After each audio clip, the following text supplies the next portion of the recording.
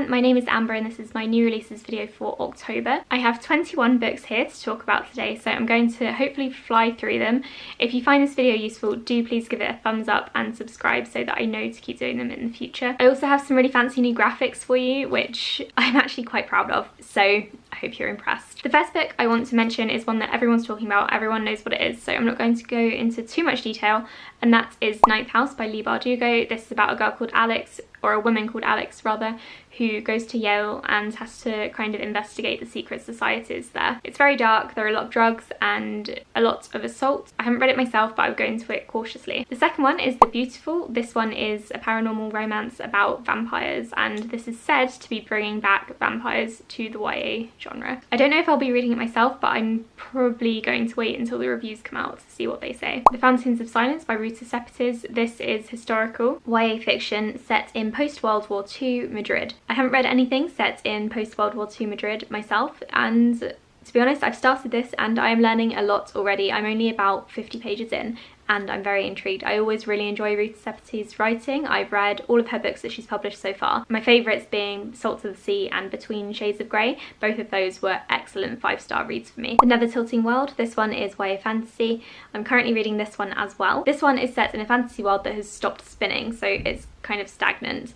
And one half of the world is always in sunlight and it's super bright and it's a desert basically, and the other half is in darkness and there's a lot of water and grim things. So these two goddesses apparently fought and broke the world, stopped it spinning, and these 4 teenagers have to get it back on track again. Cilka's Journey. This is the spin-off to The Tattooist of Auschwitz. I read The Tattooist and I did really enjoy it, although some of the storytelling was apparently questionable fact-wise. I'm really interested in reading this one because I'm kind of in a historical mood at the moment, so maybe I'll pick this one up soon. War Girls. This one is science fiction. It's set in a futuristic Nigeria and the world has basically gone to crap, and some people are living in space, others are still stuck on a crumbling earth, and the people who are living on the ground have to try to survive. Fireborn. This one is about dragons. It's YA fantasy. It's set after a revolution and one main character is lowborn, the other is aristocracy, and both of them want to become dragon riders. However, some people don't like the fact that lowborn people are able to become dragon riders, and people start to kick off about that. Into the Crooked Place. This one is about 4 crooks. One delivers a vial of dark magic and this kicks off a whole chain of events. I imagine it's going to cause some conflict because dark magic always tends to do that. A River of Royal Blood. This one sounds really good. It's YA fantasy, which is North African inspired. It's about a princess who has dark magical powers, which sounds kind of like bloodbending, and she has to battle her sister. The Library of the Unwritten. I think this one will appeal to bloggers and massive book nerds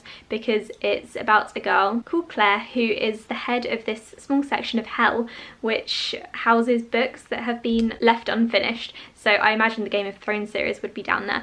And if these books are unfinished and are not wrapped up, then the characters and magic can escape, and that's exactly what happens. A hero escapes from one of the books and Claire has to go and find them. Beyond the Black Door. This is about an asexual main character who can basically soul walk, as in she can look into other people's souls and dreams. She is told not to open the black door, but that's exactly what she does, and everything starts off from there. Tarnished Are the Stars. This is YA fantasy. It's about a girl called Anna who also goes by the Technician, and she supplies the black market with medicine and tech. And then there's a guy called Nathaniel who has to find out who the Technician is and stop her, or them. And then Eliza, who is an assassin. And that's all I know about this one. I love the cover. I'm going to be reading it as soon as possible because I think it sounds fantastic. Full disclosure, this one is about a teenager who starts a new school because she got bullied at her old school for being HIV positive, and she gets a new boyfriend at this new school and she really struggles to share her secret with him. I think it's about her coming to terms with being able to share it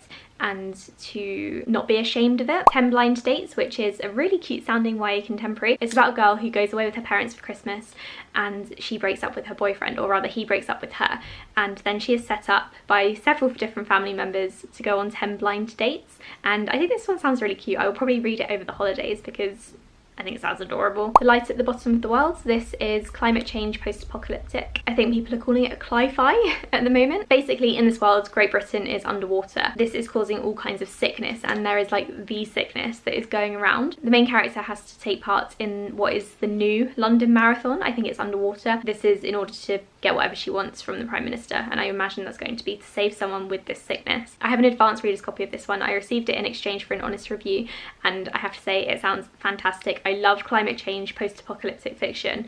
It's honestly one of my go-to genres, and I don't think there's enough of it at the moment, although more is coming out, because I imagine the climate emergency that's happening right now is inspiring a lot of people. I hope you get this message. This one is about 3 teenagers who are told that the world is about to end, and I think they have to come to terms with that and decide how they want to spend their remaining days. The Speed of Falling Objects. This is about a girl called Danny who lost an eye in an accident, and her father runs a very popular survivalist TV show, and he invites her to take part in it. This one sounds a bit different, and I like that it's got a disabled main character, so I'll be picking this one up. Jackpot by Nick Stone. This is another YA contemporary. This is about a main character who sells the winning lottery ticket, or a winning lottery ticket, and the person who wins doesn't claim it, so they go in search of the person who bought the ticket in order to get the money and hopefully improve their life. The Memory Thief. This one is another YA fantasy. It's set in a world where memories are currency, and the only other thing I know about this one is that the main character has to save her mother, and I'm intrigued. I like anything